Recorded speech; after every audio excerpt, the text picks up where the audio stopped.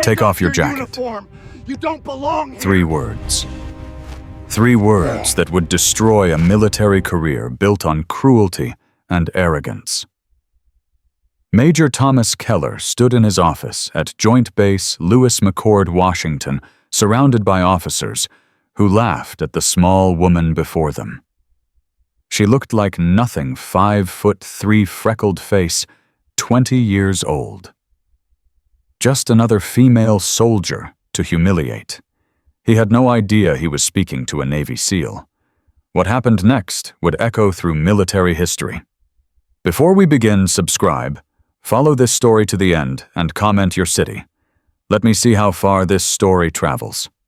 The cold morning air cut across Joint Base Lewis McChord like a blade. Riley Morgan sat in a 10-year-old Honda Civic she'd driven from Coronado, California. 2 days on the road. No military plates. No base stickers.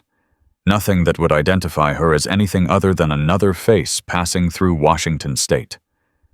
She was 20 years old. She looked 17, and that was exactly why Admiral Marcus Shaw had chosen her. Riley checked her reflection in the rearview mirror.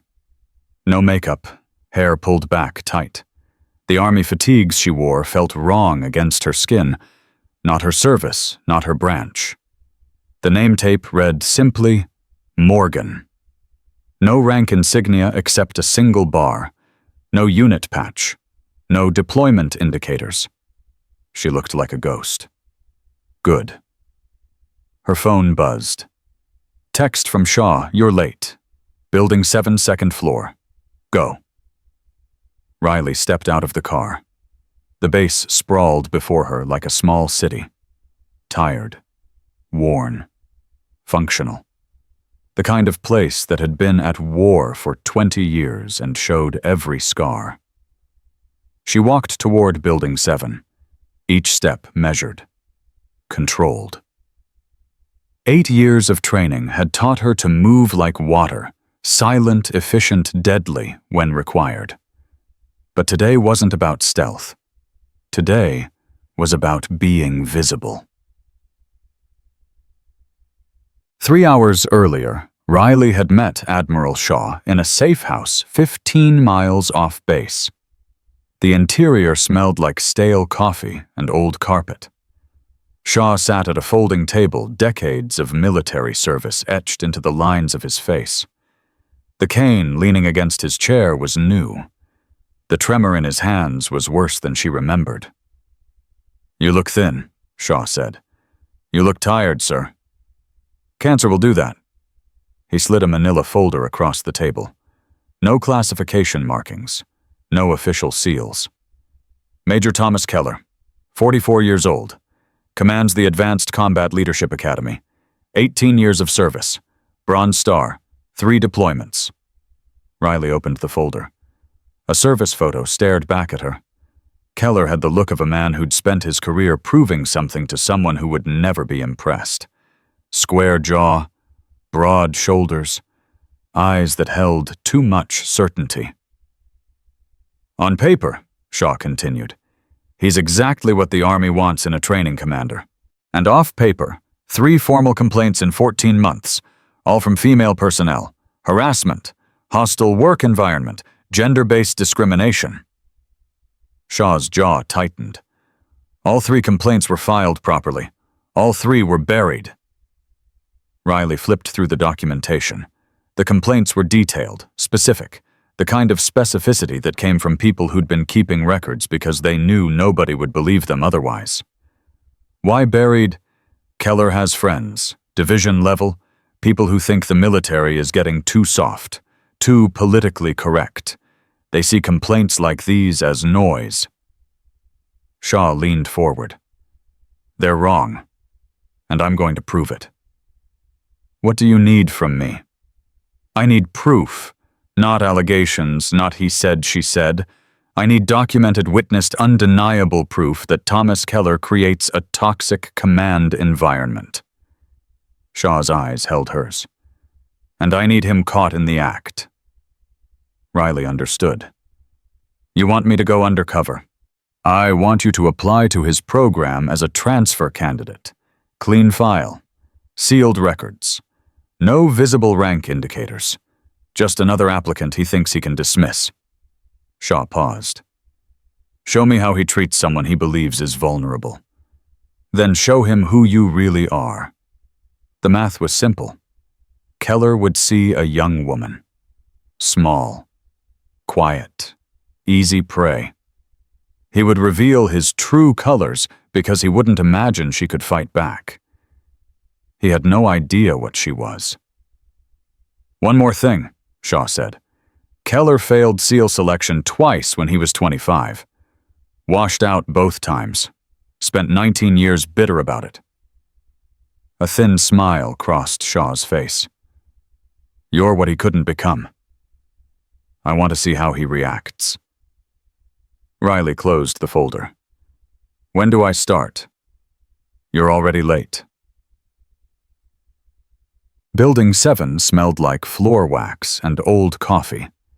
Riley took the stairs 2 at a time. Second floor. Hallway lined with office doors most closed. One stood open at the end of the corridor. Voices inside. Male laughter that carried too much confidence. She walked toward the sound. The office was larger than standard. Someone had claimed extra space. 3 men stood inside, clearly waiting. They turned as she entered. Major Thomas Keller stood center. He matched his photo tall, maybe 6'2" broad, through the shoulders, in a way that suggested hours in the gym. His uniform was perfectly pressed. Boots shined to mirrors. Everything about him screamed someone who cared very much about appearance. To his left stood a younger man, late 20s, muscular in the way that came from focused training. His name tape read, Drake. Lieutenant bars on his collar. The third man was shorter, stockier, early 30s. Sergeant stripes. Name tape, Brooks. He had the look of someone who'd made rank through time and compliance rather than exceptional performance. All 3 were staring at her. Keller's eyes traveled from her boots to her face. Slow, deliberate.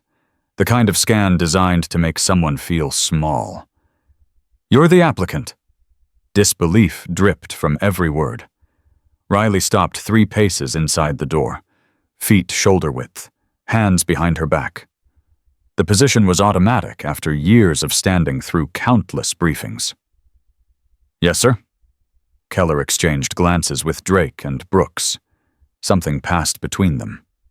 Amusement. Contempt. Definitely. You don't look like much. Riley said nothing. Let the silence stretch. Let him fill it. Your file says you're a transfer candidate for the Advanced Combat Leadership Academy. Keller walked slowly around her, circling like a predator, assessing prey. This program trains senior officers for advanced tactical command. It's physically demanding, mentally exhausting. Most candidates wash out in the first week. He stopped directly in front of her, close enough that she could smell his cologne. Too much of it. So, I'm asking you again. You're the applicant? Yes, sir? Drake snorted. Brooks grinned. Did Daddy pull strings for you? Keller asked. Or did someone decide we needed to hit a diversity quota? The words hung in the air. Riley kept her face neutral. She'd heard worse. In Bud's, instructors had screamed things designed to break her psychologically. In combat zones, enemy fighters had shouted threats while she put rounds center mass through their chests. Words were just sounds. They only had power if you gave it to them. Sir, I'm here to complete the assessment. Nothing more. Nothing more. Keller smiled. It didn't reach his eyes. You hear that, gentlemen? She's here to complete the assessment. How ambitious. Drake and Brooks laughed on cue. The sound felt rehearsed, like they'd played this scene before with other candidates who'd walked through that door. Let me tell you something, Sergeant. Keller's voice dropped lower. This program isn't for people who check boxes. It's for warriors, leaders, people who've earned the right to command elite units in combat. He leaned closer. Do you understand what that means? Yes, sir. I don't think you do. He turned away, walked toward his desk. Before we begin any assessment, I need to know if you can follow orders. Basic discipline. The foundation of military service. He turned back toward her. Take off your jacket. The words landed like a physical blow, not because of what he asked, because of what it represented. Riley didn't move.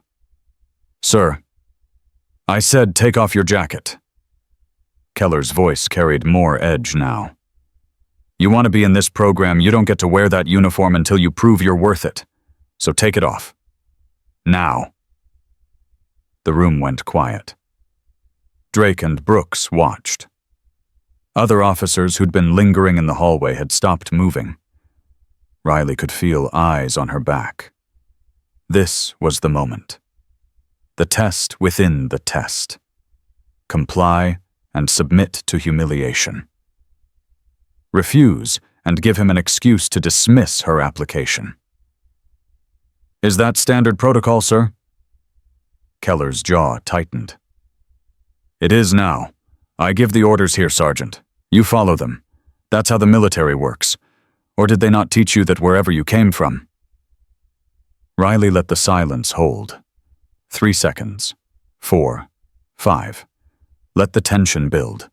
Let everyone in that room feel the weight of what was happening.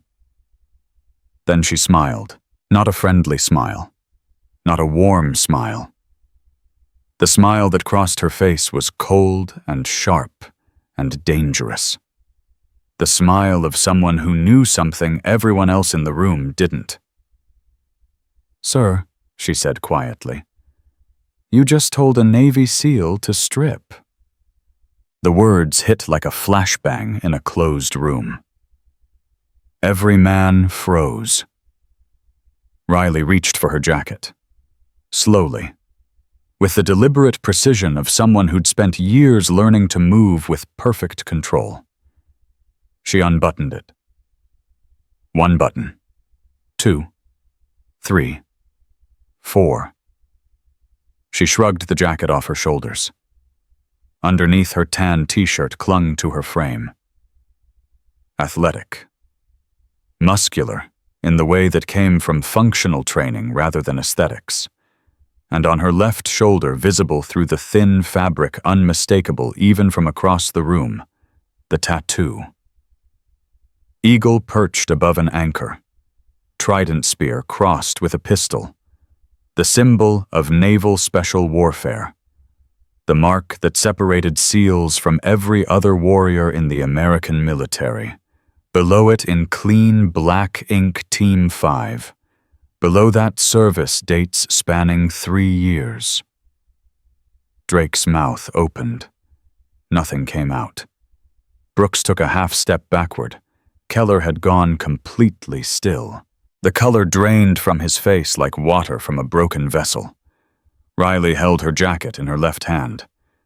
Let the moment breathe. Let every person in that hallway see what Keller had just stepped into.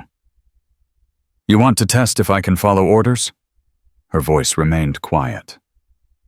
Calm. The kind of calm that came from spending years in situations where panic meant death. I've taken orders under enemy fire in Helmand Province while dragging wounded teammates through buildings that were actively burning. I've followed orders at 0300 hours in the Pacific Ocean during operations you will never have clearance to know existed. She took 1 step forward. Keller didn't move. I've executed classified missions in locations that aren't on any map you've ever seen. I've made tactical decisions under pressure that you can't imagine.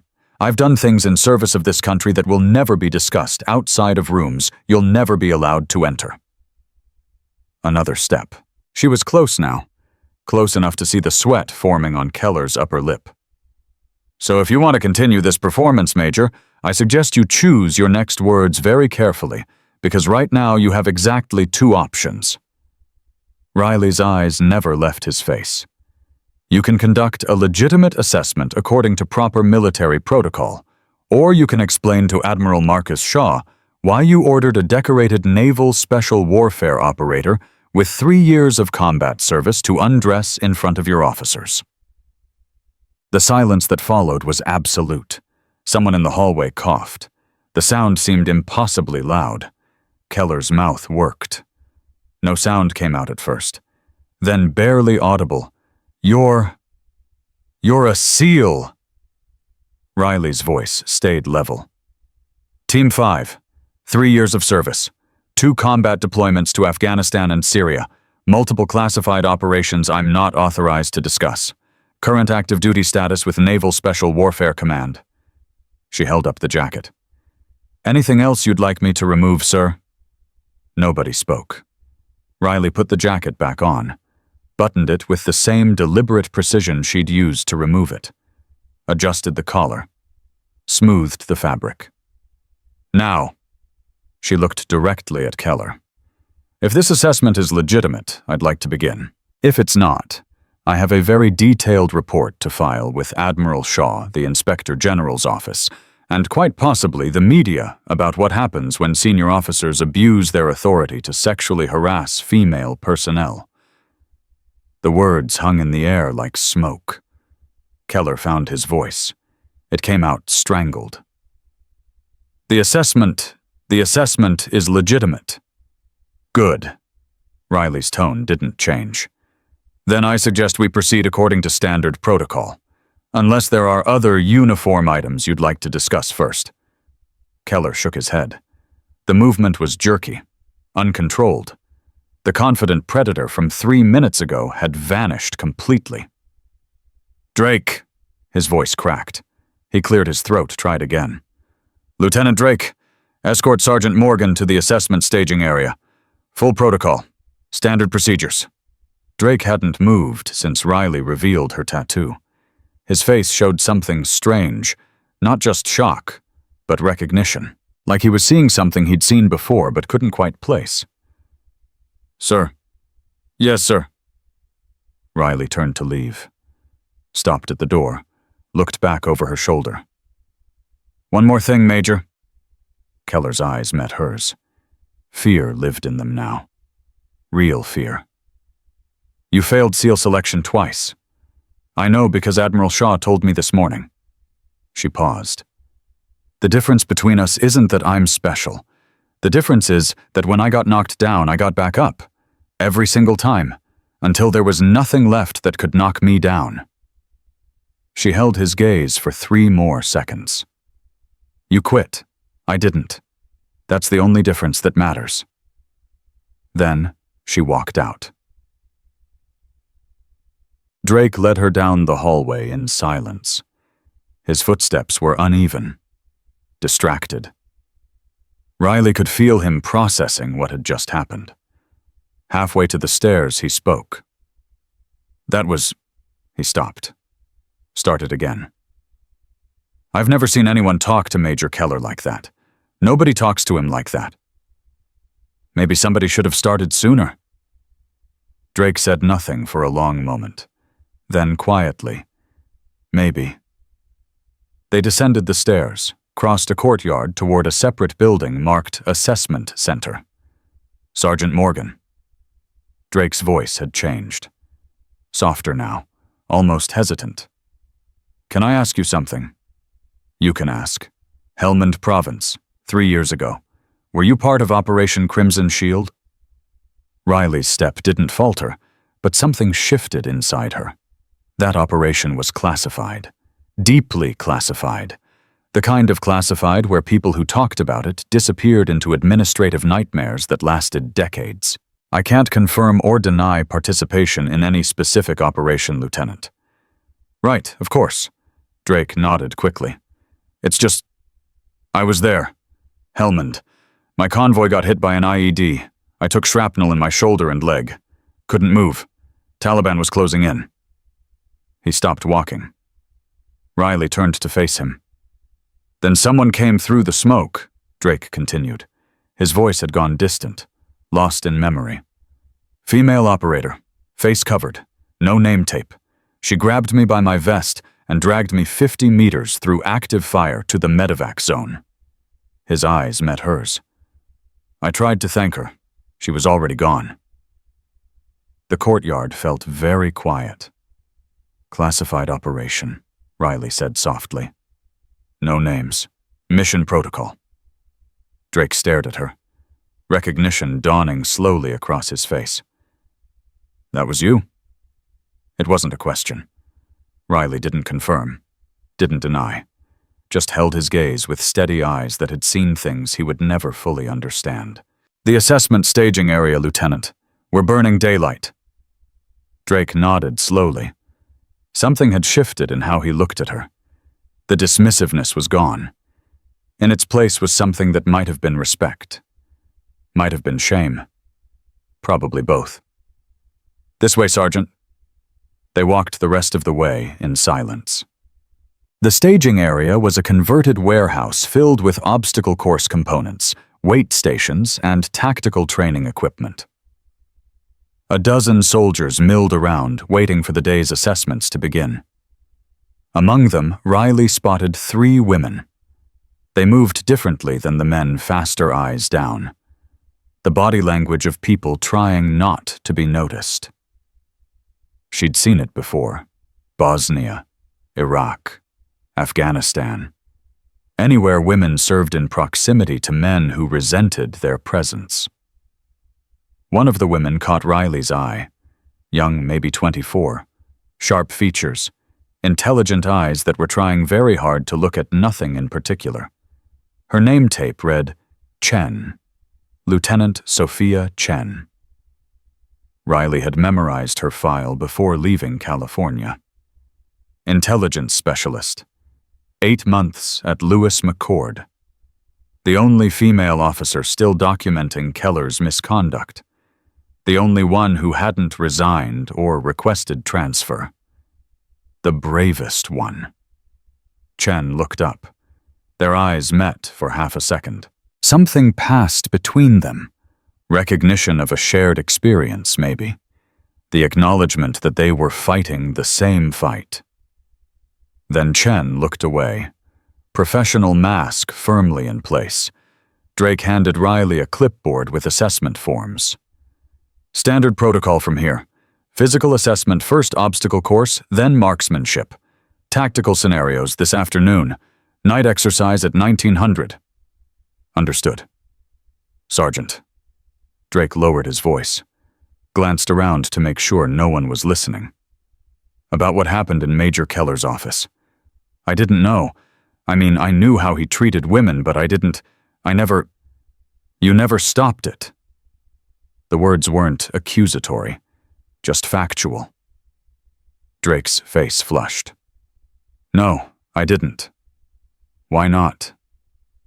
He was quiet for a long moment. Because I was afraid. Because Keller has power here. Because I thought following him was the safe play. The smart play. Was it? Drake looked at her. Really looked at her, like he was seeing himself clearly for the first time. No, he said quietly. It wasn't. Riley let the moment hold. Then, everyone makes choices, Lieutenant. The question is whether you make better ones going forward. She turned away, started walking toward the obstacle course. Sergeant Morgan? She stopped, looked back. Drake stood there, something struggling behind his eyes. Finally. Good luck on the assessment, though I don't think you need it. Riley nodded once. Then she was gone. The obstacle course sprawled across 2 acres of Washington terrain. Walls, rope climbs, water obstacles, cargo nets. Everything designed to break ordinary soldiers. Riley wasn't ordinary. She lined up with 11 other candidates.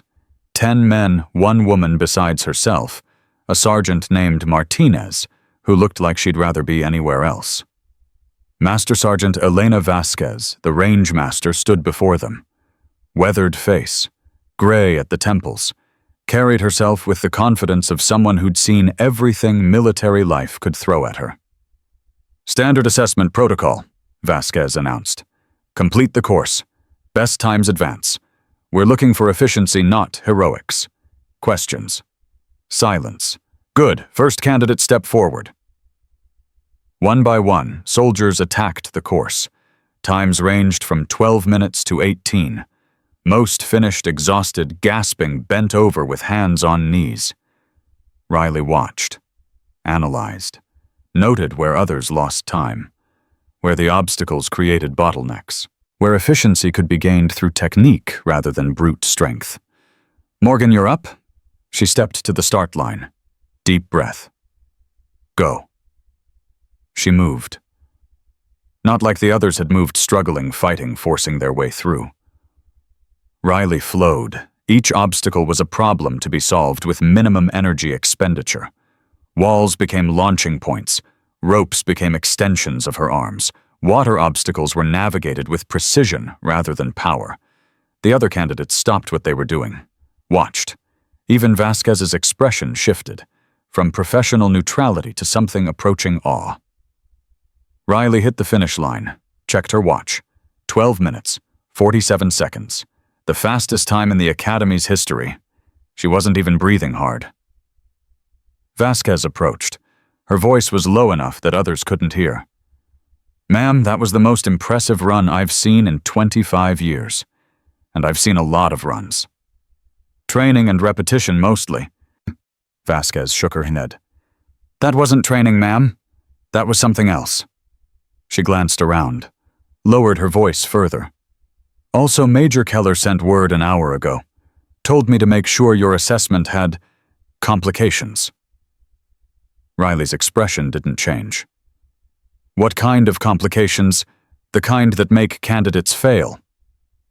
Vasquez's jaw tightened. I logged his order, wrote up a formal statement. That's not how we do things. Not in my army. Thank you, Sergeant. Thank you, ma'am, for showing these boys what right looks like. Vasquez straightened. Marksmanship assessment is in 30 minutes. I suggest you hydrate. She walked away. Riley stood alone on the course, felt the weight of what she was building. Evidence, documentation, the kind of thing that made cases bulletproof. One piece at a time, one witness at a time. The sun climbed higher over Lewis McCord, and somewhere in his office, Thomas Keller was realizing that the woman he'd tried to humiliate wasn't just fighting back.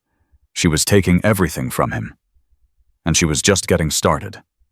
The marksmanship range sat at the northern edge of the base. Riley arrived 15 minutes early, found her assigned lane, checked the weapon waiting for her standard M4 carbine military issue, nothing special. She picked it up, ran her hands along the barrel, checked the sight alignment, pulled back the charging handle. Something was wrong. The ammunition in the magazine felt lighter than it should. She ejected one round, examined it closely. The brass casing looked normal, but the weight distribution was off. Subtle. Almost undetectable, unless you'd spent thousands of hours with weapons just like this one. Someone had tampered with her ammunition. Riley smiled. Not a pleasant smile. The smile of someone who'd just been handed exactly what she needed. She slid the round back into the magazine, slapped it into the rifle, said nothing. Let them think their sabotage would work. The other candidates arrived. 11 soldiers, most of them men, spreading out across the firing lanes. Drake appeared at the range master's station, clipboard in hand. His eyes found Riley. Something flickered across his face. Guilt, maybe. Or warning. Master Sergeant Vasquez stepped forward. Standard marksmanship protocol. Targets at 100, 300, and 500 meters. 3 rounds per distance. Best groupings advance. She paused. Any questions? Silence. First candidates step forward. Riley was in the third group. She watched the first 2 rotations carefully. Solid shooting. Nothing exceptional. Times and groupings that would pass but wouldn't impress. Morgan, you're up. She stepped to her lane, raised the rifle, settled into position. First target, 100 meters. She squeezed the trigger. Click. Misfire. The round hadn't discharged properly, exactly as she'd expected. Riley didn't react, didn't show frustration. She cleared the chamber with practiced efficiency, ejected the faulty round, and chambered the next one. Fired. Click. Another misfire. Vasquez was watching now. So was Drake. So were the other candidates. Riley cleared the second round. Chambered the third. This time she adjusted her grip slightly, changed the angle of the rifle by 2 degrees, compensated for whatever had been done to the ammunition. Squeezed. Bang! The round discharged, hit center mass on the target. She repeated the process. Clear, adjust, compensate, fire. Each round that failed, she logged mentally. Each round that fired, she placed exactly where it needed to go. By the time she finished the 500-meter distance, she'd had 7 misfires out of 9 rounds. But the 2 that had fired, perfect groupings. Touching each other. Dead center. Vasquez approached after the exercise. Her face was unreadable. That ammunition was defective, ma'am. I noticed. 7 misfires in 9 rounds. That's not coincidence. That's sabotage. Riley met her eyes. Did you log it? I logged everything. The ammunition serial numbers, the failure rate, the fact that no other candidate had a single misfire all morning. Vasquez's voice dropped. Major Keller is going to regret this. Make sure that documentation reaches Admiral Shaw, Inspector General's office. Keep copies for yourself. Already done, ma'am. Vasquez hesitated. There's something else you should know. Lieutenant Chen, the intelligence officer, she's been asking about you. Careful like, the way someone asks when they're scared of being overheard. Riley nodded. I'll find her. Supply building. Basement level. She takes her lunch break there. Alone. Vasquez glanced around. Ma'am, whatever you're doing here, whatever this really is, some of us have been waiting a long time for someone to do it. She walked away before Riley could respond. The sun had climbed higher. Noon approached. Riley had 2 hours before the tactical scenarios began. Time to find Sophia Chen. The supply building was quiet. Most personnel were at lunch in the main mess hall. Riley descended to the basement level, found a small break room at the end of a long corridor. Sophia Chen sat alone at a table picking at food she clearly wasn't eating. She looked up when Riley entered. Fear flashed across her face, followed quickly by recognition, then something that might have been hope. You're her, Chen whispered. The one from this morning. The one who made Keller back down. Riley closed the door. Lieutenant Chen, we need to talk. How do you know my name? Admiral Marcus Shaw briefed me before I came here. He told me about the complaints, the documentation, the fact that you've been gathering evidence for 8 months while everyone else either quit or transferred. Chen's hands trembled. She set down her fork. You're working with Shaw. I'm working to remove Thomas Keller from command. Permanently. Riley sat across from her. I'm told you can help with that. Silence stretched between them. Chen studied Riley's face, looking for deception, looking for the trap she'd probably learned to expect from everyone in uniform. Finally, she spoke. My sister was stationed here 2 years ago. Riley waited. Her name was Jessica. She was 22. Army intelligence like me. She believed in the mission, believed in service. Chen's voice cracked. She reported Keller for harassment, sexual comments, inappropriate touching, creating a hostile work environment. What happened? They buried it, said she was making trouble, hurting unit cohesion. They told her to keep her head down and do her job. Tears formed at the edges of Chen's eyes. 6 months later, she couldn't take it anymore. The sentence didn't need finishing. Riley's jaw tightened. I'm sorry about your sister. She was brave. She did everything right. Filed the proper reports, followed the proper channels, and the system destroyed her for it. Chen wiped her eyes roughly. After she died, I requested transfer here. I wanted to see for myself what kind of man had done this to her. I wanted to understand. And what did you find? A monster wearing a uniform. Chen reached into her bag, pulled out a phone and a small hard drive. 8 months of documentation, recorded conversations, internal communications, witness statements from women who were too scared to file formal complaints, everything I could gather without getting caught. She slid them across the table. Riley picked up the phone, scrolled through the files. Recordings, dozens of them. Photographs of inappropriate messages. Screenshots of emails where complaints were dismissed or redirected. It was everything. "This is comprehensive," Riley said quietly. "This could end careers." "That's the point," Chen leaned forward. "But I couldn't do anything with it. Every time I tried to go through channels, the report disappeared. Every time I talked to a superior, suddenly I was the one under investigation for misconduct." Her voice hardened. "Keller has friends everywhere, people who protect him because he protects them." "Not anymore." Chen's eyes searched Riley's face. "You really think you can stop him?" Riley thought about the failed SEAL, who'd spent 19 years bitter about his inadequacy. The man who couldn't stand women succeeding where he'd failed. The predator who'd grown comfortable believing no one would ever hold him accountable. "I know I can," she said. "The question is whether you're brave enough to testify when the time comes."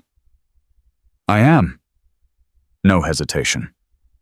"I've been ready for 8 months. I just needed someone to listen." Riley stood. "Keep documenting everything that happens today. Times. Witnesses. If Keller or his people say anything, do anything, I want it logged. Tonight's exercise is when he'll make his move. He's desperate now. Desperate people make mistakes." Chen stood as well, extended her hand. Riley shook it. "One more thing," Chen said. "Lieutenant Drake. He's been Keller's enforcer for 2 years, done things he shouldn't have done. But lately," she paused, "something's different about him. He's been asking questions, looking at Keller differently." "I know. You saved his life. Helmand Province. He talks about it sometimes when he's drunk. The operator who came through the smoke. The woman who dragged him to safety." Chen's eyes met hers. "He never knew it was a woman until today. Did he?" Riley said nothing. "Be careful with him," Chen continued. "He wants to be better. But wanting and doing aren't the same thing. When the pressure comes, people show who they really are. That's what I'm counting on." Riley left the supply building. The afternoon sun hit her face, warm despite the season. Somewhere across the base, Thomas Keller was planning his next move. Probably the night exercise. Probably something designed to make her fail so spectacularly that no one would believe her accusations. Let him plan. She'd adapt. The tactical scenarios began at 1400. 4 separate exercises designed to test decision-making under pressure. Room clearing, hostage negotiation, ambush response, leadership under fire. Riley moved through each one with the efficiency of someone who'd done the real thing so many times that simulations felt almost boring. Room clearing fastest time 0 errors. Hostage negotiation successful resolution in under 4 minutes. Ambush response 0 casualties. Threat neutralized. Leadership under fire team objectives achieved with 30% of the time remaining. The other candidates watched her with a mixture of awe and resentment. The men who'd laughed that morning weren't laughing anymore. They'd seen something they couldn't explain, a 20-year-old woman performing at a level that most career soldiers would never reach. Drake observed from the sidelines. His expression had changed throughout the day. Less conflicted, more certain. Like a man making up his mind about something important. After the final scenario, he approached her. "Sergeant Morgan." Riley turned. Lieutenant. Drake glanced around, made sure they weren't being overheard. The night exercise. Keller's planning something. I know. You know? Drake's surprise was genuine. How? Because he's already tried sabotage twice today and failed. His ammunition tampering didn't work. His obstacle course complications didn't work. He's running out of options. Riley's voice stayed level. The night exercise is his last chance to discredit me before I have enough evidence to bury him. Drake was quiet for a moment. He's going to feed you false intelligence during the mission, order you into a trap, make you disobey direct orders so he can court-martial you for insubordination. That's exactly what I expect him to do.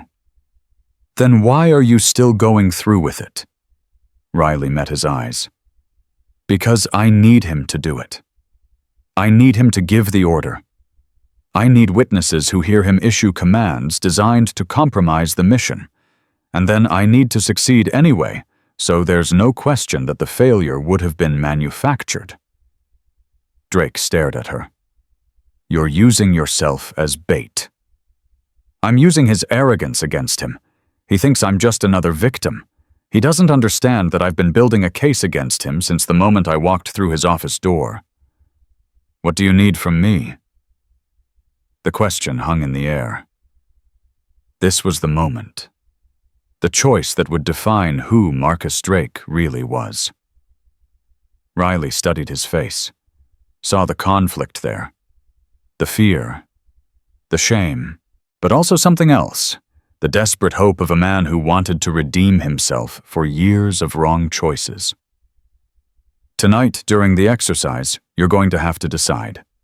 When Keller gives the false order, you can follow him. Stay safe. Keep your career intact. She paused. Or you can stand with me. Document what really happened. Testify to what you saw. If I do that, I'm finished. Keller will destroy me. Maybe. Or maybe you'll be the officer who helped expose corruption at the highest levels of this command. The one who chose honor over convenience. Riley's voice softened slightly. 3 years ago, someone dragged you out of a kill zone when it would have been easier to leave you behind. I didn't do that because it was safe. I did it because it was right. Drake's eyes glistened. He blinked rapidly, looked away. I was so ashamed, he whispered, when I realized it was you. All this time I've been following Keller, doing his dirty work, and the person who saved my life was the kind of soldier I should have been all along. You can still be that soldier. It's not too late. How do you know? Because you're standing here asking me what you can do to help. Riley put her hand on his shoulder briefly. That's the beginning. The rest is up to you. She walked away, left him standing there with his choices and his conscience. The sun was setting. 1800. 1 hour until the night exercise. Riley found a quiet corner, sat down, closed her eyes. She thought about Admiral Shaw dying of cancer, spending his final months trying to fix a system that had failed so many people. She thought about Jessica Chen, 22 years old, destroyed by the very institution she'd wanted to serve. She thought about all the women who'd come before her, the ones who'd reported and been ignored, the ones who'd fought back and been crushed, the ones who'd simply survived by staying invisible. Tonight she would fight for all of them. Her phone buzzed. Text from Shaw. Whatever happens tonight, remember, the mission isn't just removing one man. It's proving that the system can work, that accountability is possible, that honor still means something. She typed back. Understood, sir. Another buzz. I'm proud of you, Riley. Your parents would be proud too. Riley stared at that message for a long time. Her parents had both been military. Both killed in action when she was 16. Shaw had been her father's commanding officer. He'd taken responsibility for her training, her career, her future. He was the closest thing to family she had left. Don't die yet, she typed. I still need you to pin my next rank. The response came quickly. Then you better earn it. Go to work. Riley smiled, stood up, walked toward the staging area. 1900, full dark. The kill house complex waited. 12 soldiers stood in formation. Full combat kit. Night vision mounted but raised. Weapons loaded with blank ammunition. Major Thomas Keller stood before them. His face was composed, but his eyes betrayed him. Fear lived there now. Desperation. The look of a man who knew his world was crumbling and would do anything to stop it. Tonight's exercise is a hostage rescue scenario, he announced.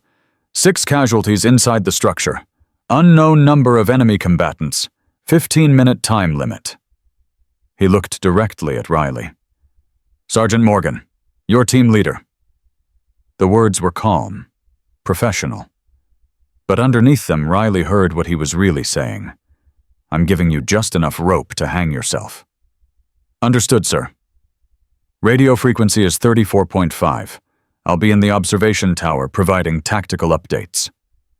Keller's lips curved into something that wasn't quite a smile. Any questions? Rules of engagement. Treat all threats as hostile. Blank ammunition only. Casualties are marked with red tape. Extract them to the southern exit point. He paused. Clear. Crystal clear, sir. The soldiers moved toward the entry point. Riley gathered them in a tight circle. Drake, you're on point. First through every door. Trust your training. She assigned positions quickly. Brooks, rear security. Nobody comes up behind us. Brooks glared at her. He was still loyal to Keller, still convinced that following the powerful man was the smart play.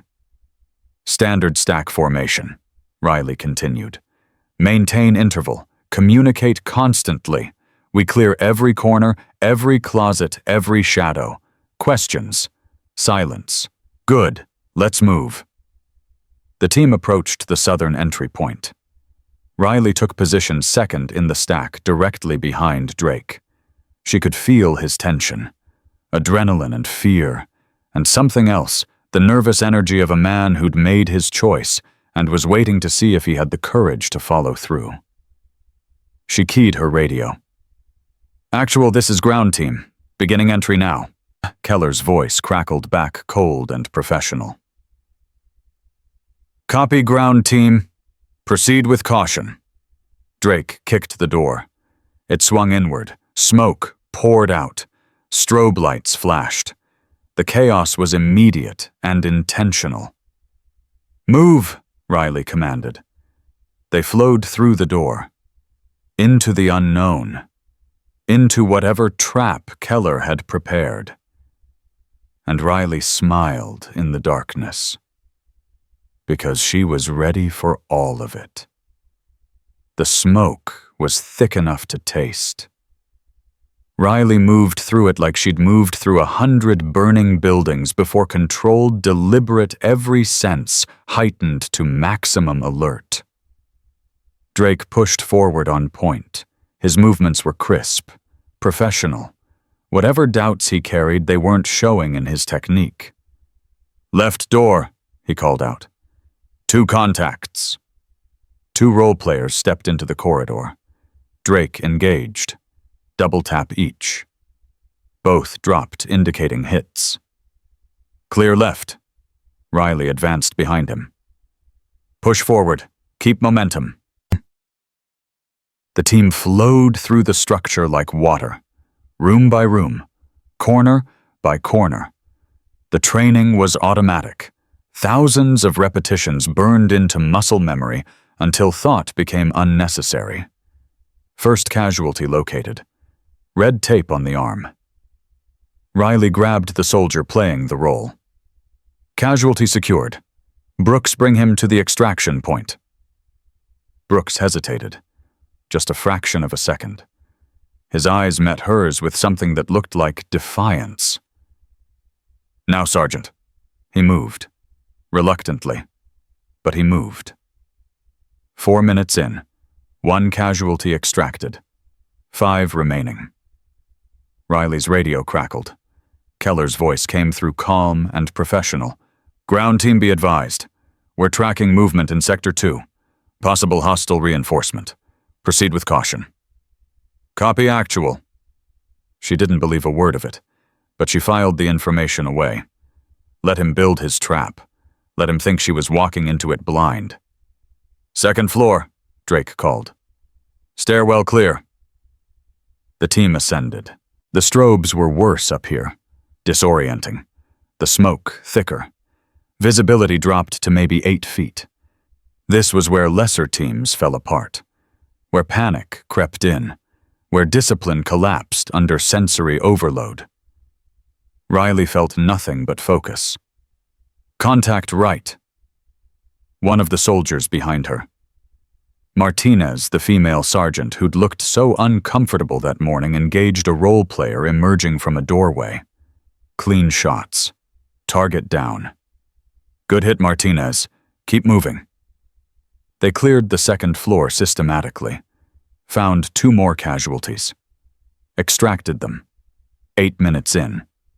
3 casualties secured. 3 remaining. Then Keller's voice came through again. Different tone now. Urgent. Almost panicked. Ground team, this is actual. We have confirmed hostile reinforcement in Sector 3. Multiple contacts moving to your position from the south. You are in danger of being cut off from your extraction point. Riley signaled the team to hold. Everyone froze. Repeat actual. I said you have hostiles converging on Sector 3. They will reach your southern exit in approximately 2 minutes. You need to abort the extraction and fall back to Rally Point Alpha immediately. Acknowledge. The team looked at Riley, waiting, trusting her to make the call. She moved to a window, looked toward Sector 3, the area Keller claimed was swarming with enemy reinforcements. Empty. No movement. No sound signatures. Nothing. The kill house was designed to amplify noise. If hostiles were moving through Sector 3, she'd hear footsteps. Equipment rattling. Something. Silence. The intelligence was false. Ground team, did you copy? Keller's voice, again more insistent. Enemy reinforcement Sector 3. Abort extraction. Fall back now. That is a direct order. Drake was watching her. His face showed the conflict years of conditioning telling him to follow orders, but something deeper telling him those orders were wrong. Riley keyed her radio. Her voice was level. Controlled. Actual ground team requesting confirmation on Sector 3 contact. I have no visual or audio confirmation of hostile movement. Please verify. 3 seconds of silence. Then Keller's voice came back hard, angry, the professional mask slipping. Ground team, that is confirmed intelligence. Enemy reinforcements are moving on your position. You will abort extraction and fall back. That is a direct order from command. Acknowledge immediately. The moment stretched. Everyone in that corridor was watching Riley, waiting to see what she would do. Follow orders from a commander she knew was lying, or trust her own assessment and risk court-martial for insubordination. She thought about Sophia Chen and her dead sister. She thought about Admiral Shaw dying of cancer, fighting to prove that honor still meant something. She thought about every woman who'd been crushed by men like Keller because they followed rules that were designed to protect the powerful. Not tonight. Negative actual. Her voice carried through the corridor. Clear. Certain. Final. Your intelligence is faulty. I have direct line of sight to Sector 3. There is no hostile movement, no audio signatures, no thermal indication. We are proceeding with extraction as briefed. Keller's response was immediate, furious. Ground team, you are disobeying a direct order. I'm commanding you to abort and fall back. Do you understand the consequences of what you're doing?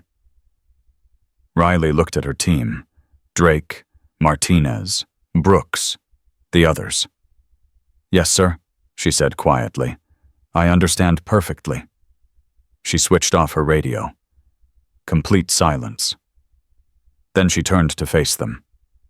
"That intel was fabricated, designed to make us fail. I've seen the ground he's describing. There's nothing there." Her eyes moved across each face. "We have 3 casualties remaining. We have time on the clock. We are going to complete this mission exactly as briefed." Brooks stepped forward. His face was red, angry. "You're going to get us all court-martialed. Keller is going to answer for what he's done." Riley's voice cut through his protest like a blade. "Right now I'm team leader. My responsibility. My decision. If you want to fall back, fall back. But I'm completing this mission." Brooks didn't move. Couldn't move. The weight of the moment had frozen him in place. Drake spoke. His voice was quiet but firm. "I'm with you, Sergeant Morgan." Martinez stepped forward. "Me too." One by one, the others nodded.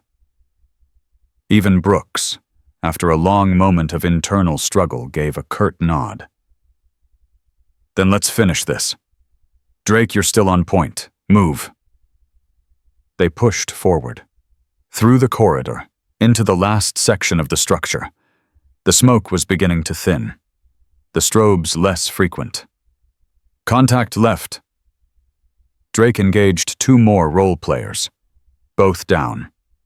"Room clear." Riley spotted the 5th casualty, grabbed him, passed him back to Martinez. "One more. Keep moving." They cleared the final rooms in 90 seconds, found the last casualty in a corner position exactly where the briefing had said he would be. "All casualties secured. Moving to extraction." The southern exit was exactly where it was supposed to be. No hostiles, no ambush, nothing but empty ground and the cool night air. They emerged from the kill house at 11 minutes and 18 seconds, under time limit. All objectives achieved. 0 friendly losses. Mission success. Riley allowed herself one deep breath. Then she saw them. 2 figures approaching from the observation tower. One leaning on a cane, moving slowly but with unmistakable authority. The other in JAG uniform, carrying a briefcase, Admiral Marcus Shaw. And behind them, running, almost sprinting, came Major Thomas Keller. His face was purple with rage, his composure completely shattered. "You disobeyed direct orders!" He was screaming before he even reached them, spittle flying from his lips, veins bulging in his neck. "I gave you tactical intelligence. I commanded you to fall back. You ignored me. Shut off your radio. That's insubordination, dereliction of duty."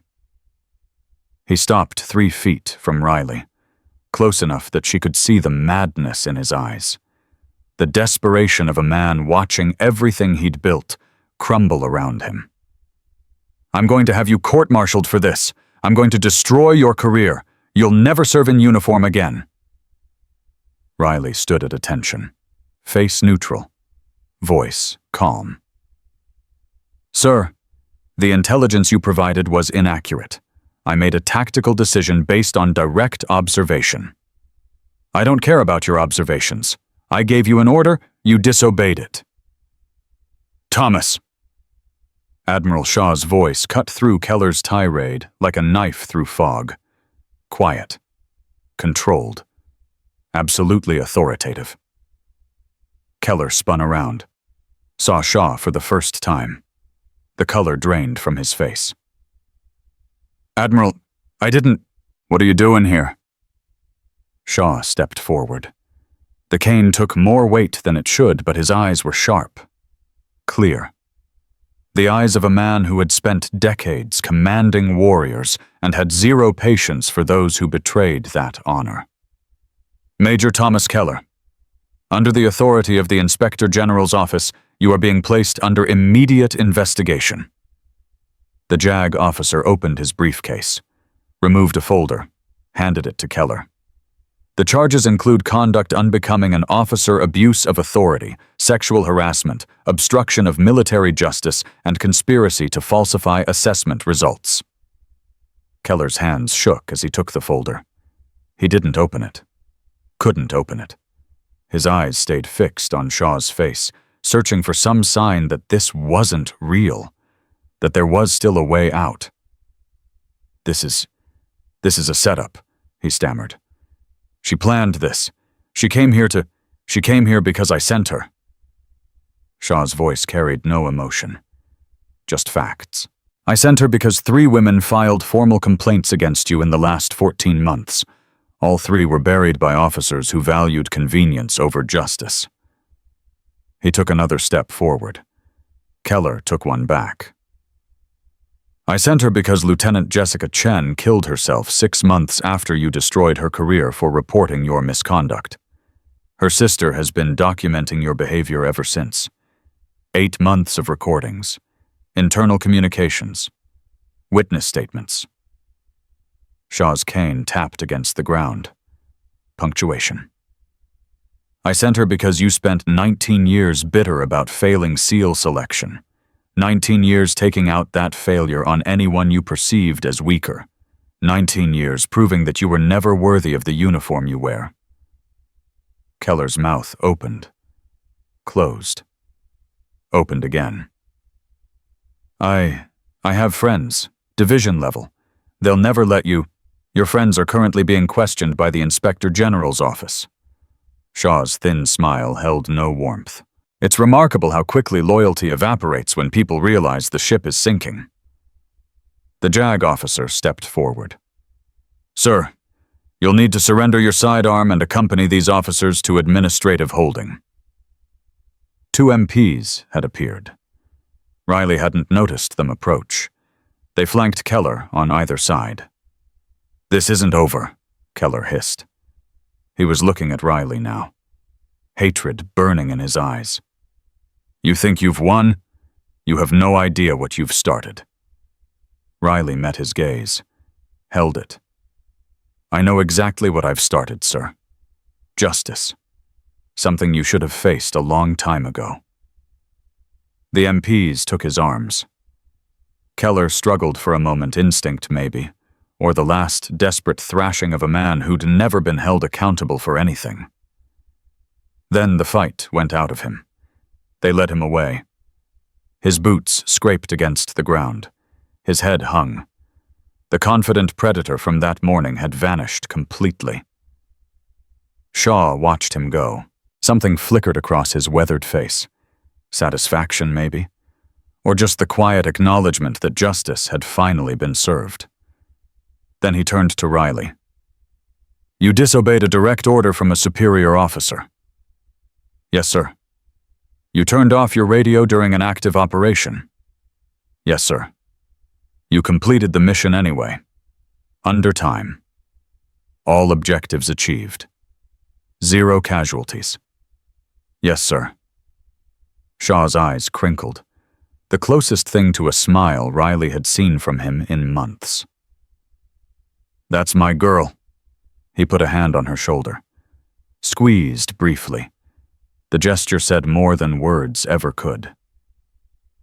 There will be a formal inquiry. You'll need to testify.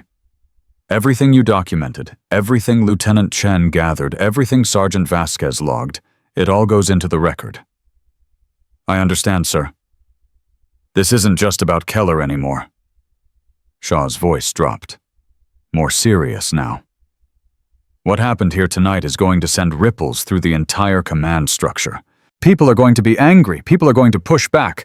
Some of them have a lot of power. I know. Are you ready for that? Riley thought about the question. Thought about what it would mean to become the face of this fight. The woman who had taken down a major. The operator who had exposed corruption that powerful people wanted to stay buried. I've been ready my whole career, sir.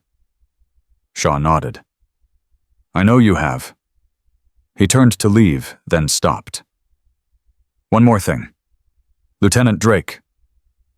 Drake stepped forward. He'd been standing at the edge of the group, silent, watching everything unfold. "Sir, Master Sergeant Vasquez tells me you refused an order to sabotage Sergeant Morgan's obstacle course this morning. You also provided her with information about Major Keller's plans for tonight's exercise." Drake's jaw tightened. "Yes, sir, I did." "Why?" The question hung in the air. Drake glanced at Riley. Something passed between them. Acknowledgement, maybe. Understanding. "Because 3 years ago someone saved my life, when it would have been easier to leave me behind. I didn't know who she was until today." He straightened. "Sergeant Morgan taught me something this morning. She taught me that doing right matters more than being safe. I should have learned that lesson a long time ago." Shaw studied him for a long moment. "That's a good answer, Lieutenant. The Inspector General will want your testimony as well. Full account of everything you witnessed under Keller's command." "I'll tell them everything, sir. Everything I saw. Everything I did." Drake's voice cracked slightly. "I'm not proud of all of it, but I'll own it." "That's all anyone can ask." Shaw turned and walked toward the waiting vehicle. The JAG officer followed. Riley watched them go until they disappeared into the darkness. The other soldiers had dispersed.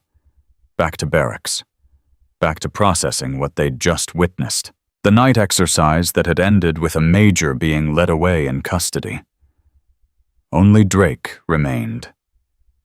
They stood in silence for a moment, the weight of the night settling around them. "What happens now?" Drake asked. "Now we wait. Testimony. Investigation. The system does what it's supposed to do." Riley paused. "Assuming it works this time? And if it doesn't, then we find another way. We keep fighting until someone listens." Drake nodded slowly. "Keller was right about one thing. You didn't come here just for an assessment." "No." "How long were you planning this?" "Admiral Shaw contacted me 3 weeks ago, the day after Jessica Chen's sister submitted her 8th formal complaint, the 8th one that got buried." Drake was quiet for a long moment. All those women, all those complaints, and nothing ever happened. Something's happening now. Because of you. Riley shook her head. Because of Sophia Chen. Because of her sister. Because of every woman who filed a complaint knowing it would probably be ignored. I'm just the one who was in a position to do something about it. Drake looked at her. Really looked at her. "You're wrong," he said quietly. "You're not just someone in position. You're the kind of soldier I should have been following all along." He saluted. Crisp. Sharp. The salute of someone who meant it. Riley returned the gesture. Drake walked away into the darkness, toward whatever came next for him.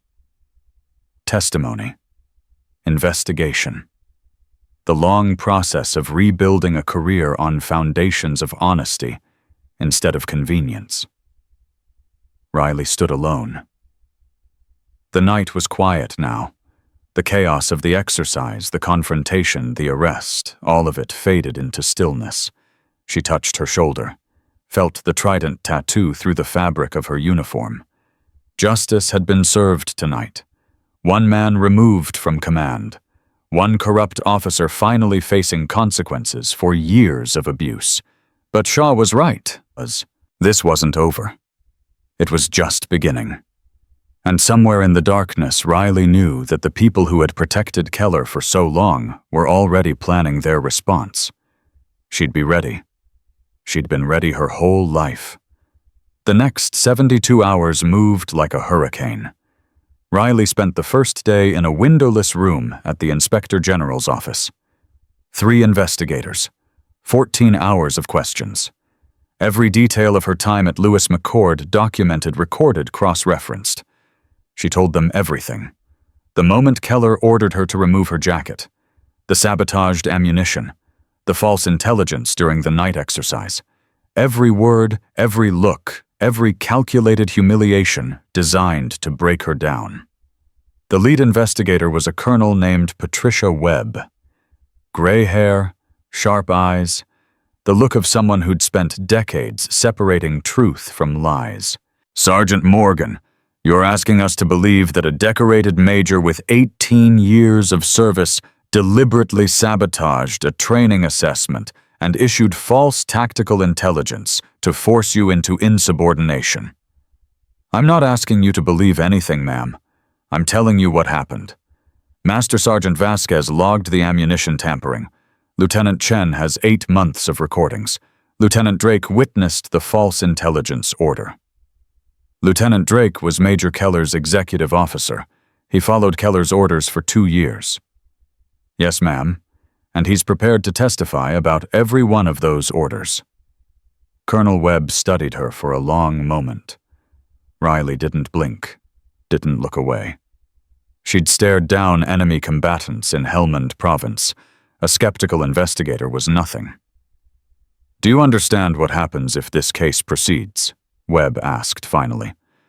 "Major Keller has allies, powerful ones, people who won't appreciate having their protection network exposed." "I understand, ma'am." "They'll come after you, your career, your reputation, everything you've built." Riley thought about Admiral Shaw, about Jessica Chen dead at 22 because the system failed her, about all the women who'd been crushed by men like Keller while the powerful looked the other way. "Let them come." Webb's expression shifted. Something that might have been respect flickered across her face. "Very well, Sergeant. We'll need you to remain available for follow-up interviews. Don't leave the base." "Understood, ma'am." Riley left the IG office as the sun was setting. 40 hours without sleep. Her body ached. Her mind felt sharp, but brittle, like glass that had been heated too many times. Her phone buzzed, text from an unknown number. "You think you've won? You haven't. This isn't over." She stared at the message for 3 seconds, then deleted it. They were already making their move. The next morning, Riley was summoned to the commanding general's office. Major General Howard Preston, 3 stars. Commander of Joint Base Lewis McCord, a man who had signed off on burying at least one of the complaints against Keller. His office was larger than it needed to be. Flags, certificates, photos with politicians, all the trappings of a man who cared very much about appearances. Preston sat behind his desk, didn't stand when Riley entered, didn't offer a seat. "Sergeant Morgan." His voice was cold, clipped. "Do you have any idea what you've done? Sir, I followed proper protocol in reporting. You've created a media circus." Preston cut her off. "Reporters are already calling. Congressional staffers are asking questions. An 18-year career is being destroyed based on the accusations of a 20-year-old enlisted woman." Riley kept her face neutral. "Sir Major Keller's conduct has been documented by multiple witnesses over a period of, I know what's been documented." Preston's eyes narrowed. "I also know that this investigation is going to expand, that every decision made regarding personnel complaints over the last 3 years is going to be scrutinized." There it was. The real fear. Not that Keller would face justice, that the people who protected him would be exposed. "That's not my concern, sir. My concern is ensuring that soldiers under my command, you don't have soldiers under your command." Preston's voice rose. "You're a guest here, a transfer candidate. You came into my base, disrupted my training program, and destroyed one of my officers. I came here to expose a predator, sir. That mission is complete." Preston stood. Slowly, his face had gone red. "You think Admiral Shaw can protect you? Shaw is dying. He has no power anymore, no position, no influence." He leaned forward. "When this is over, when the investigation concludes and the attention fades, you'll still have to serve somewhere. And I have a very long memory. Riley met his gaze, held it. Sir, with respect, I've been threatened by men far more dangerous than you. They're dead now. I'm not. She turned and walked out before he could respond. Her phone buzzed again as she crossed the courtyard. Different number. Same message format. Your admiral is dying. Your career is over. Walk away now, and maybe you survive this. She deleted it. Kept walking. 2 days later, the first leak hit the press. Someone had given a reporter Riley's personnel file. Selectively edited. Missing key deployments. Missing the SEAL qualification. Making her look like an unqualified troublemaker with a history of insubordination. The headline read, "Female soldiers' accusations against decorated major raise questions about motives." Riley read the article on her phone. Felt nothing. She'd expected this. Character assassination was the first defense of the powerful when evidence couldn't be disputed. Admiral Shaw called that evening. "You've seen the article." "Yes, sir." "They're going to get worse. More leaks, more attacks. They'll question everything about you, your competence, your mental stability, your motives." His voice was tired, weaker than she remembered. "Are you prepared for that?" "I grew up watching this happen to other women, sir. The playbook isn't new." "No, but it's effective." Shaw paused, coughed. The sound was wet, painful. "The IG is accelerating the investigation. They want to move before the political pressure gets too intense. How long? Court-martial proceedings will begin in 60 days. You'll be called to testify. So will Chen. So will Drake. And Keller, confined to quarters. His lawyers are already claiming the investigation is biased, that you entrapped him." Another pause. "They're also claiming you and I had a personal relationship, that this is revenge for some perceived slight." Riley's jaw tightened. "That's a lie." "I know, but lies don't have to be true to be effective." Shaw's voice softened. "I need you to understand something, Riley. Whatever happens in that courtroom, whatever they throw at you, you've already won. Sir, you showed them it was possible. You showed every woman watching that someone could fight back and survive. That the system could be forced to work even when powerful people wanted it to fail." He coughed again, longer this time. "That matters more than any verdict." Riley closed her eyes, felt the weight of his words settling around her. "How are you feeling, sir?" "Tired. The doctors say 6 months. Maybe less." A thin laugh. "But I intend to live long enough to watch Thomas Keller face a panel of his peers and answer for what he's done. Then I'll make sure you get that satisfaction, sir. I know you will. That's why I chose you." The line went dead. Riley sat alone in her quarters for a long time, thinking about Shaw, about the man who'd championed her through SEAL training when everyone else wanted her to fail, who'd staked his reputation on her being the best, who was spending his final months fighting to prove that honor still meant something. She wouldn't let him down. The next week brought more attacks. Another leak. This time, audio recordings supposedly proving that Riley had planned the confrontation with Keller. The recordings were obviously edited sentences cut and rearranged to change their meaning, but the damage was done. Television pundits debated whether female soldiers belonged in elite training programs. Comment sections filled with hatred. Riley's name became a battleground for larger arguments about the military, about gender, about power. She ignored all of it, focused on what mattered. Lieutenant Sophia Chen came to see her on the 8th day. "They know about my sister." Chen's voice was hollow. His voice was, her eyes red from crying. "A reporter called my parents yesterday. Asked if Jessica's suicide was really about Major Keller or if she had other issues." Her hands were shaking. "They're trying to destroy her memory, even now, even after everything." Riley put a hand on Chen's shoulder. They're scared. That's why they're attacking. If they weren't scared, they'd ignore us. I can't watch them do this to her. She was the best person I knew. She believed in everything. In duty, in service, in the mission. Tears streamed down Chen's face. And they're turning her into a story about a troubled woman who couldn't handle the pressure. Then we make sure the truth comes out. Your testimony, your documentation, your voice. Riley's grip tightened. Jessica's story ends in that courtroom. You get to decide how. Chen wiped her eyes, straightened slowly. I'm scared. Good. Being scared means you understand what's at stake. Riley met her eyes. Courage isn't the absence of fear. It's deciding that something matters more than the fear.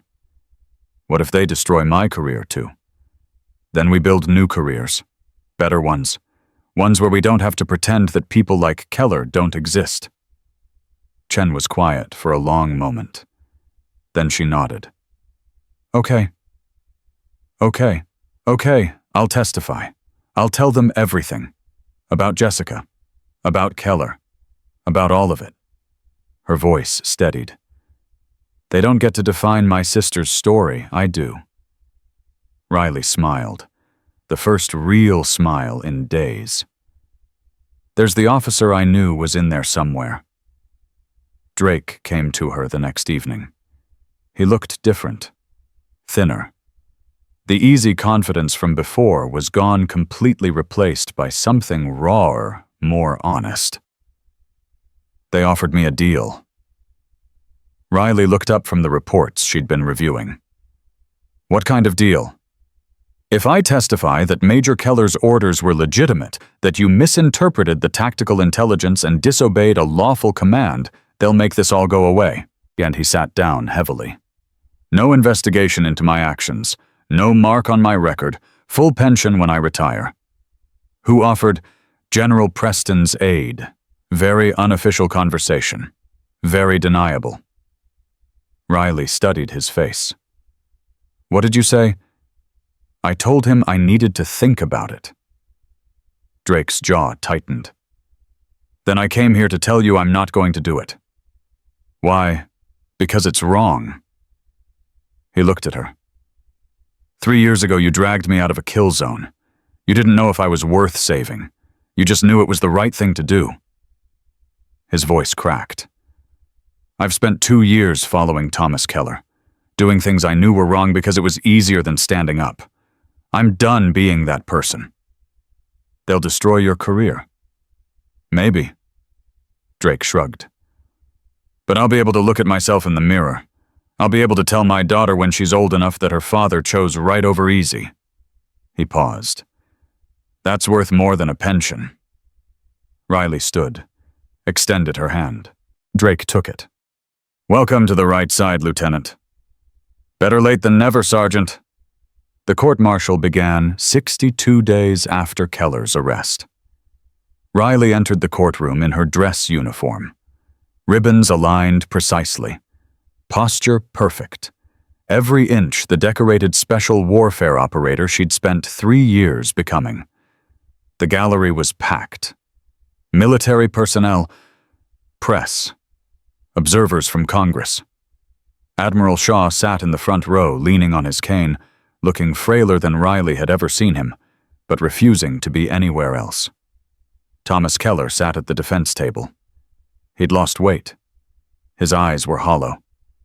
The confident predator from that first morning had been replaced by something smaller, more desperate. Their eyes met for one moment. Riley saw hatred there. Fear. Disbelief. The look of a man who still couldn't understand how a 20-year-old woman had destroyed everything he'd built. She showed him nothing. Turned away. The prosecution called its witnesses. Master Sergeant Vasquez testified about the ammunition tampering. Her voice was steady, professional. She produced logs, serial numbers, documentation that proved beyond doubt that Keller had ordered sabotage. Lieutenant Chen took the stand for 3 hours. She played recordings, showed emails, walked the panel through 8 months of documented harassment, buried complaints, and systemic cover-ups. When she talked about her sister, her voice broke. Jessica wanted to serve her country. That's all she ever wanted. And Major Keller made that impossible. Not because she wasn't good enough, because she was a woman who dared to speak up. The defense attorney tried to interrupt. The military judge overruled him. Chen continued. My sister killed herself because no one would listen. No one would help. No one would hold the man who destroyed her accountable. Her eyes found Keller's. I'm here to make sure her death meant something. The gallery was silent. Riley saw tears on faces throughout the room. Drake testified next. He admitted everything. The sabotage he'd participated in. The orders he'd followed without question. The women he'd watched Keller abuse while doing nothing to stop it. I was a coward, he said quietly. I told myself I was being smart, protecting my career, following the chain of command. He looked at the panel. I was wrong. There's no excuse for what I allowed to happen. I'm here to make it right. The defense attorney tried to paint him as unreliable, as someone who'd turned on Keller to save himself. Drake didn't flinch. I'm not here to save myself. I'm here to tell the truth. For the first time in 2 years, I'm doing the right thing. When it was Riley's turn, she walked to the witness stand with the same steady gait she'd used on 100 missions.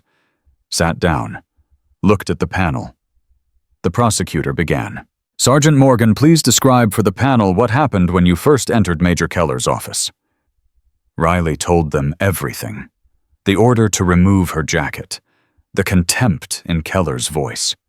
The moment she'd revealed her identity and watched his face change from predator to prey. She told them about the fabricated intelligence during the night exercise.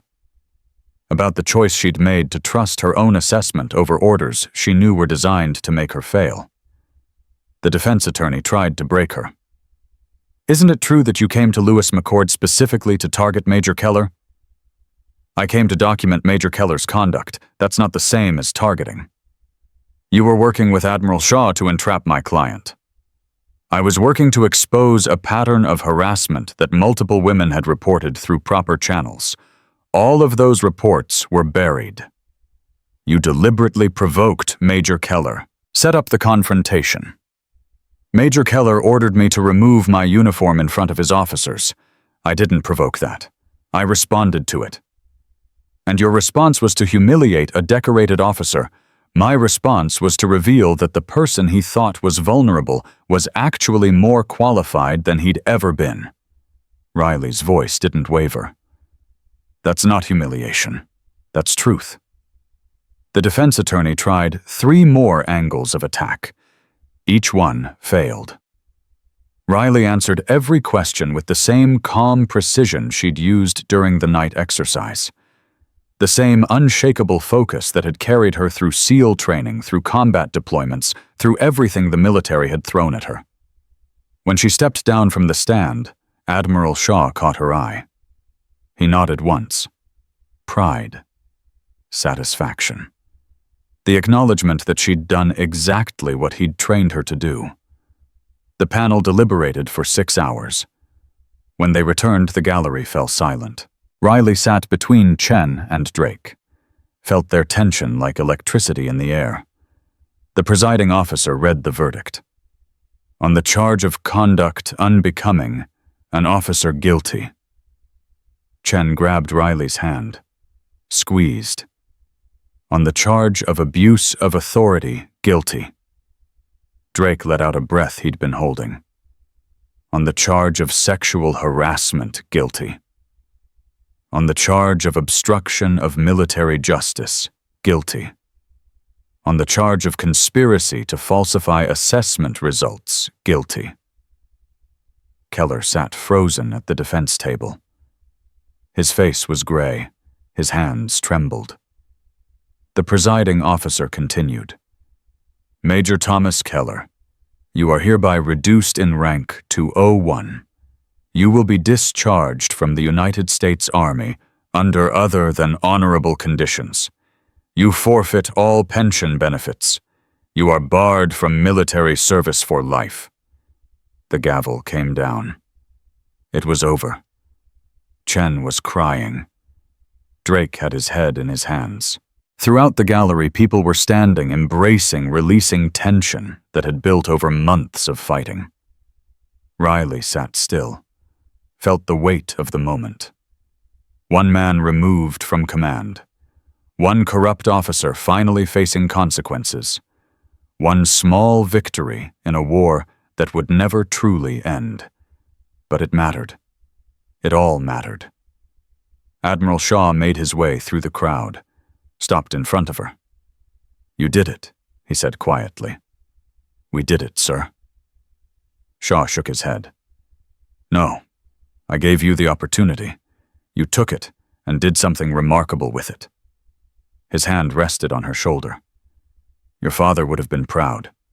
Your mother, too." Riley felt something crack in her chest.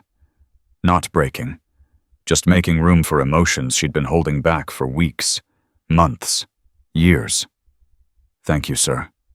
For everything." "Don't thank me yet." Shaw's eyes held hers.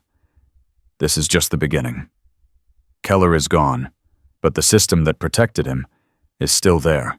People like Preston are still in power. The fight continues." "I know.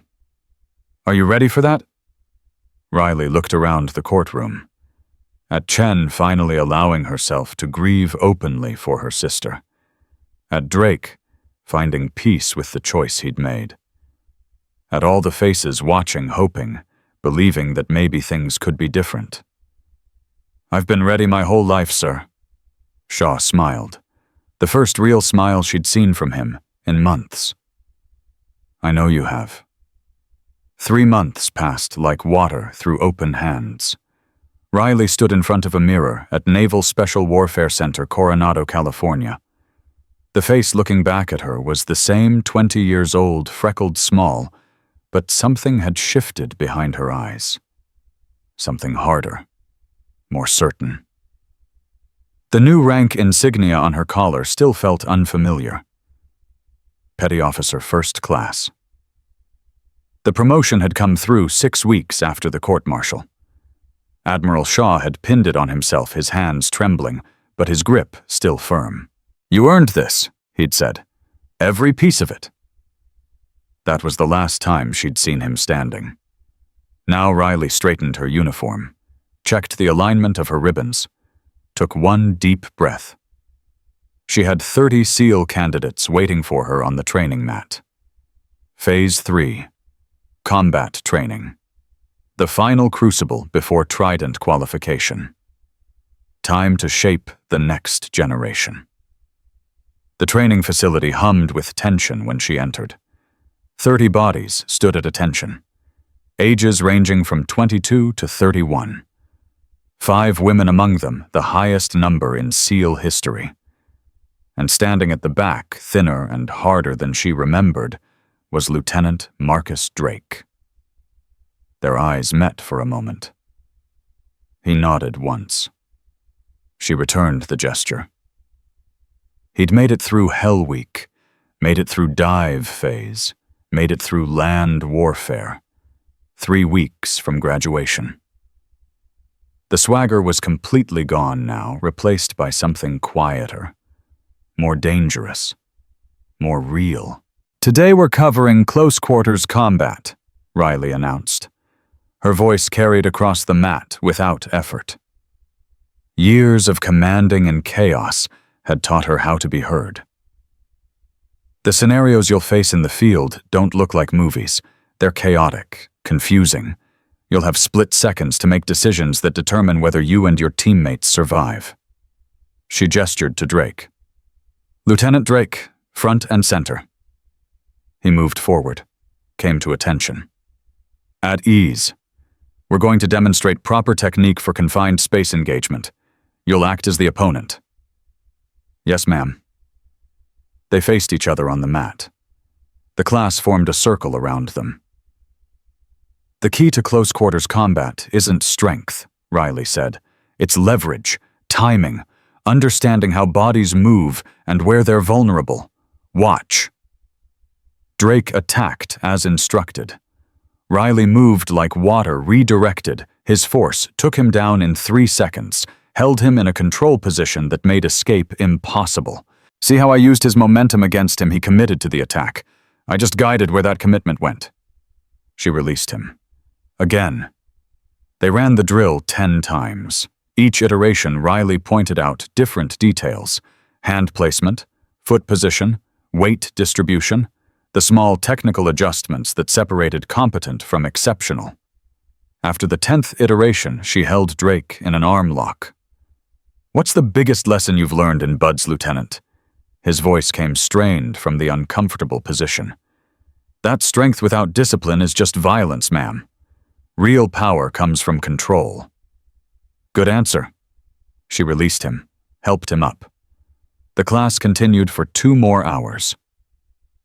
Riley demonstrated techniques with different body types, showed how smaller operators could defeat larger opponents, how speed and precision mattered more than raw power. When she finally dismissed them for lunch, Drake lingered. "Permission to speak freely, ma'am?" "Granted," and he straightened. "I wanted to thank you again, for the recommendation, for the second chance. You're earning that chance every day you're here. 3 weeks left. Don't waste it." "I won't, ma'am." He paused. "Lewis McCord feels like a different life now, a life where I was following the wrong people for the wrong reasons. We all follow wrong people sometimes. What matters is recognizing it and choosing better." Drake nodded slowly, started to leave, then turned back. "Did you hear about General Preston?" Riley's expression didn't change. "No." "What happened?" "Forced retirement. The IG investigation expanded after Keller's conviction. Turns out Preston signed off on burying at least 6 harassment complaints over the last 5 years. Drake's voice carried satisfaction. "They made an example of him, too." Riley absorbed the information. Preston. The man who'd threatened her career, who'd promised to destroy everything she'd built. Gone. Good. There's more. The Army announced new protocols for harassment reporting, mandatory independent review, no more internal burial. Drake met her eyes. "They're calling it the Chen Protocol, named after Jessica." Something shifted in Riley's chest. A weight she hadn't known she was carrying suddenly felt lighter. "Lieutenant Chen, promoted to captain. She's leading a task force reviewing harassment procedures across all branches, using her documentation as a model for what should happen when someone reports misconduct." Riley smiled, the first genuine smile in weeks. "She earned it. She credits you, says you showed her what it looks like to stand up and fight. She was fighting long before I got there. She just needed someone to amplify her voice." Drake saluted. Riley returned it. He walked away toward the mess hall. Riley stood alone on the training mat for a long moment, thought about the path that had led here. Buds at 17, combat deployments at 18. Lewis McCord. Everything that came after. Her phone buzzed. Text from Sophia Chen: "Just got engaged. Met someone who actually listens when I talk." Weird concept. Also, Jessica's foundation launched today, providing legal support for service members reporting harassment. First-year funding already secured. "Thank you for everything. You changed my life." Riley typed back. "You changed your own life. I just gave you a push.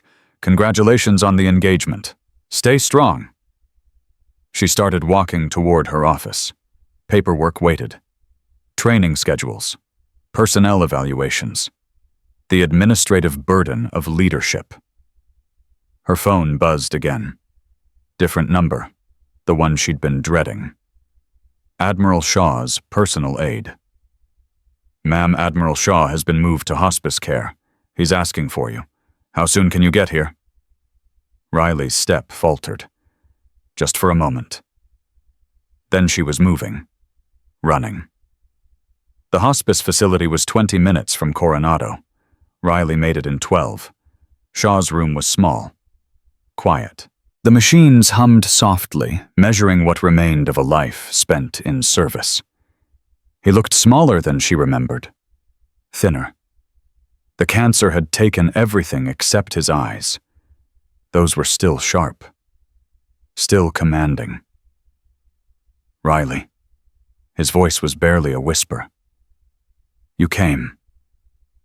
She sat beside his bed, took his hand. The skin was paper thin. Cold. Of course I came, sir. Don't call me sir anymore. A ghost of a smile crossed his face. I think we're past that. Riley felt tears forming, blinked them back. Marcus, then. Better. He squeezed her hand weakly. I watched. The news. Preston's gone. The new protocols. Jessica Chen's foundation. His eyes found hers. You did that. All of it. We did it. You gave me the mission. The opportunity. I gave you a chance. You took it and changed everything. He coughed. The sound was wet, painful. That's always been your gift. Taking chances and making them matter. Marcus, let me finish. His grip tightened slightly. I've been thinking about your father. We served together, you know. Before you were born. He was the best man I ever knew. Riley's throat tightened. When he died, I promised myself I'd look after you. Make sure his legacy continued. Shaw's eyes glistened. You've exceeded everything I ever imagined. Everything he would have hoped. I had a good teacher. You had talent, drive, something that can't be taught. He closed his eyes briefly, opened them again with visible effort. I need you to promise me something. Anything. Don't let this be the end. Keller is gone. Preston is gone. But there will be others. There will always be others. His voice dropped. The fight for honor never finishes. It just passes to new hands. You have to carry it forward. Riley leaned closer. I will.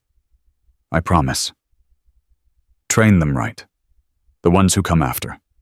Show them what leadership looks like when it's done correctly. A tear escaped the corner of his eye. Show them that courage matters more than convenience, that standing up for what's right is worth the cost. I will. Shaw smiled. The expression was peaceful, accepting. Your parents are waiting for me, I think. I'll tell them how proud they should be. Marcus, thank you, Riley, for being the best operator I ever trained, for being the daughter I never had. His eyes closed. I can rest now. I can finally rest. His grip relaxed. The machines continued their soft rhythm for another few minutes. Then they stopped.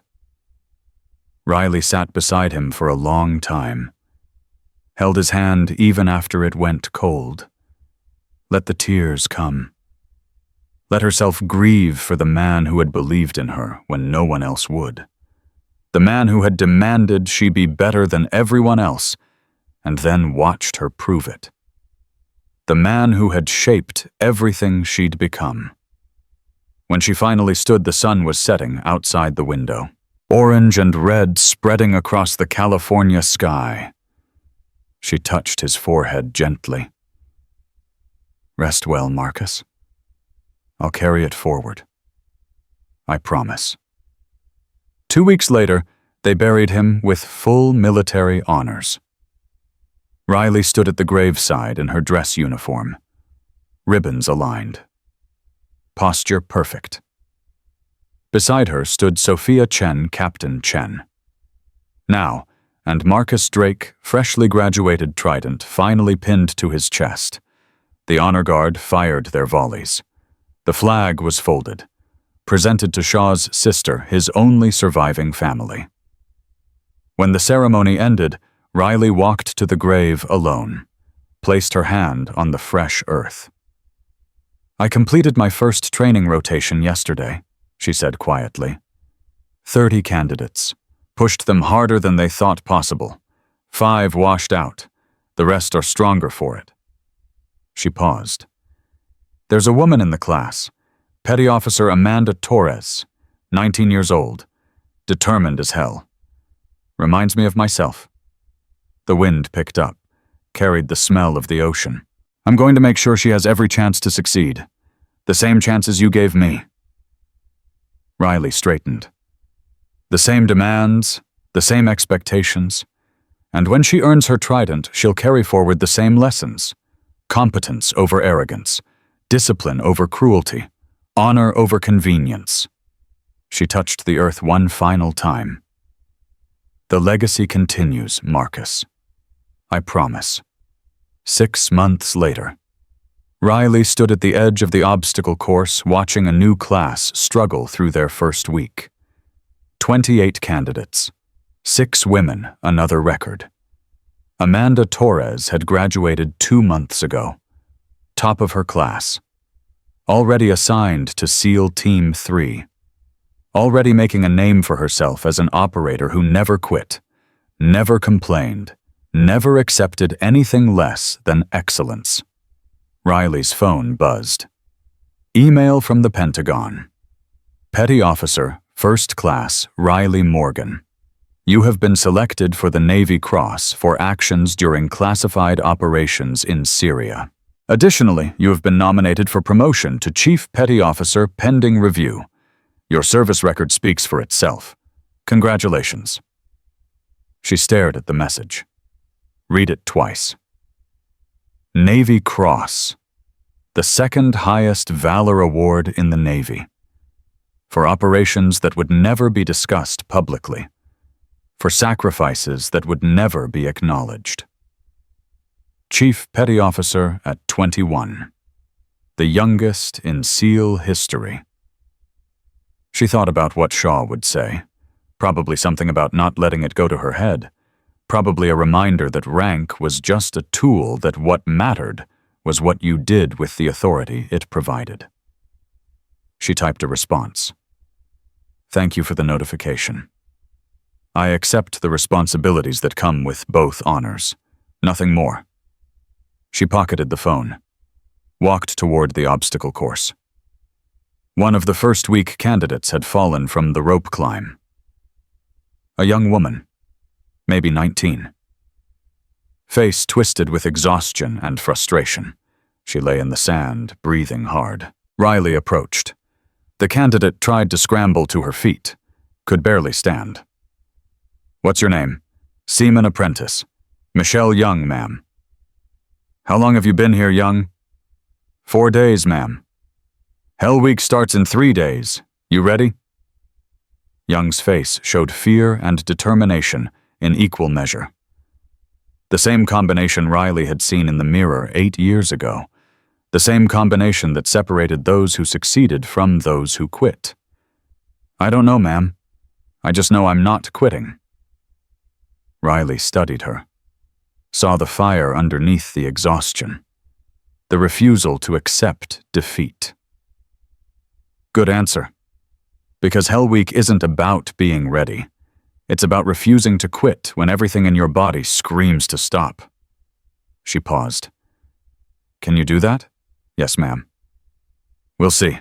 Get back on that rope. Yes, ma'am.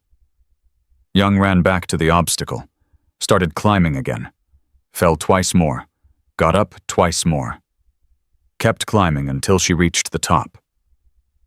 Riley watched her go, saw herself in that determination, saw Shaw in her own demanding voice, saw the continuation of everything that mattered.